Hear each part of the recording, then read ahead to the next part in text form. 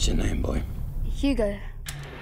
Martin Scorsese nous avait habitués au polar et aux films de gangsters. Aujourd'hui, il surprend tout le monde en présentant un conte de Noël.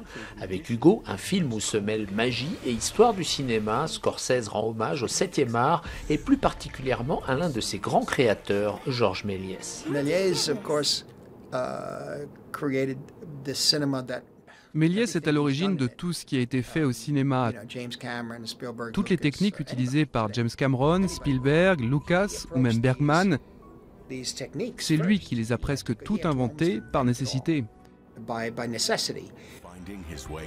Adapté d'un roman de Brian Selznick, Hugo nous raconte l'histoire d'un petit orphelin de 12 ans qui vit dans les combles d'une gare parisienne dans les années 30. Son obsession, finir de réparer un automate que son père lui avait un jour rapporté. Une quête qui peu à peu va l'amener à découvrir le secret d'un vieil homme qui n'est autre que Georges Méliès. Hugo est le 22e long métrage de Martin Scorsese et le premier en 3D. Une technologie qui se mêle magnifiquement bien à l'aspect rétro des films muets et qui met en valeur des décors extraordinaires.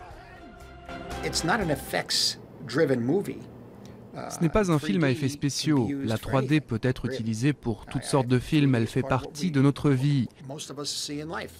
Méliès, aujourd'hui, s'intéresserait sûrement aux hologrammes. Et je ne vois pas pourquoi on ne verrait pas Bertolucci, par exemple, faire un film en hologramme. Ou encore Hamlet en hologramme avec un acteur debout juste devant vous.